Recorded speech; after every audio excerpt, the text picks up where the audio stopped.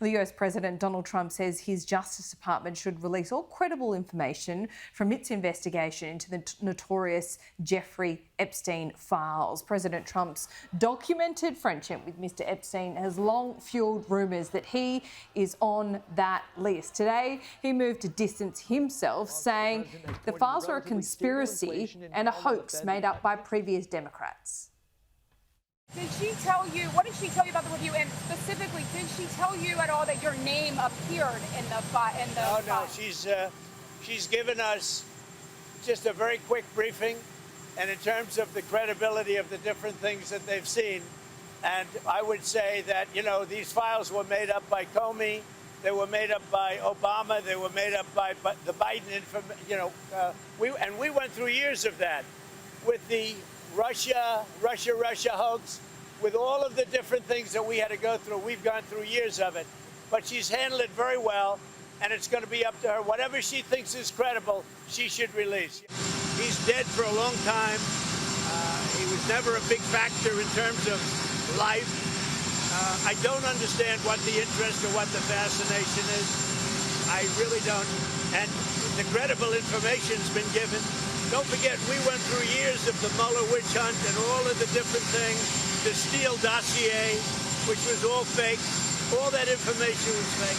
But I don't understand why the Jeffrey Epstein case would be of interest to anybody. And joining me live now is Nathan Daschle. He's a Democrat lobbyist and president of the Daschle Group. Are you part of this conspiracy of fascination on the Democrat side? He says it's all a Democrat hoax by Obama, Biden, et al. What do you think, Nathan? I think that's pretty outrageous. The thing about Donald Trump is that he wants to release the JFK files. He wanted to release all kinds of files that have been confidential for years. But for some reason, he shows hesitation when it comes to the Epstein files. And modifying your request, it's easy to say, let's release all the files. It's a little bit weird to say, let's release the credible files. And anytime you're modifying it, it's just suspicious. And to be honest with you, I'm really not that interested in the Jeffrey Epstein matter. I agree with Trump there, but I am interested in why he seems so cagey about it.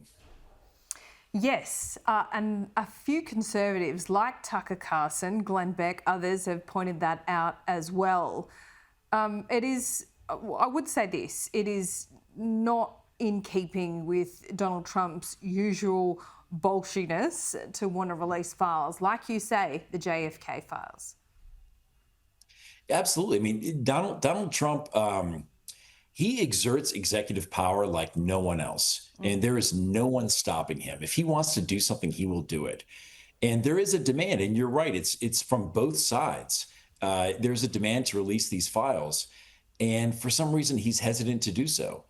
And the idea that Biden and Obama have made up or somehow manufactured these files is absolutely outrageous. There's no evidence of that. But the best way to deal with it is to be transparent. Sunlight is the best disinfectant.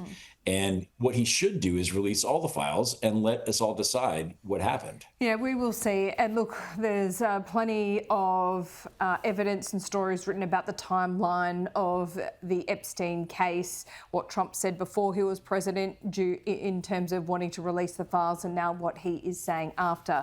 But I want to talk about pharmaceuticals and tariffs and the like. This is big breaking news for us this morning because, of course, we are waiting to hear what tariff will be imposed on our goods going into the United States. Pharmaceuticals is one area that we're particularly nervous about. But Trump's saying, yeah, he's getting onto Air Force One today saying, yeah, he's going to impose those pharmaceutical tariffs by the end of the month. Doesn't know what level it'll be at. It'll be a low level and then it'll go high.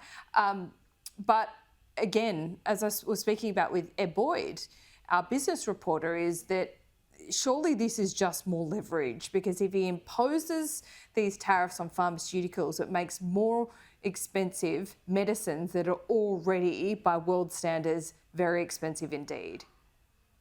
You're absolutely right. I mean, there are two reasonable reactions to the idea of pharmaceutical tariffs.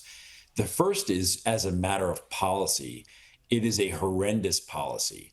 It would make, as you say, drugs so much more expensive, and in particular, generic drugs. And in the United States, 90% of prescriptions are generic drugs. And Trump ran on cost of living, and this is only going to increase the healthcare costs for all Americans.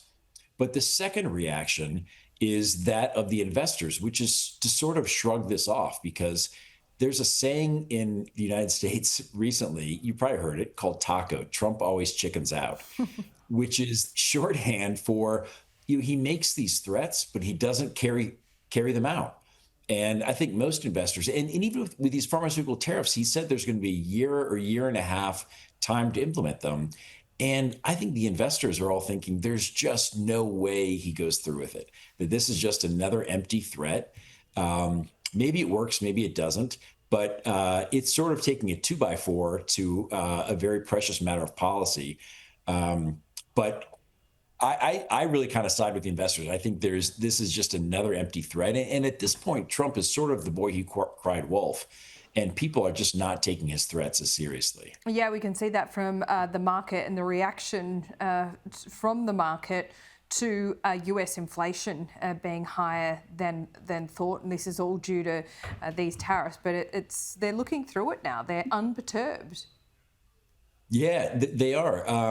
But I don't know if this will last. I mean, I think that if inflation continues to rise and if the Fed does not lower interest rates, I think there will be a negative reaction. But I think that Trump and the people around him know that. And that's part of the reason why they don't go through with this. They know that they can get the media to report on their threats if they come out with a very heavy-handed threat. But I think they know as a matter of policy that these tariffs are a bad idea. Yeah, look, we can't not report it. It's irresistible. Of course. We have to, absolutely. But we also, as you and I are discussing, need to keep in check just a little bit. We've learned a lot since Liberation Day, I would say, Nathan. Always good to talk to you. Thanks so much. Likewise. We'll see you soon.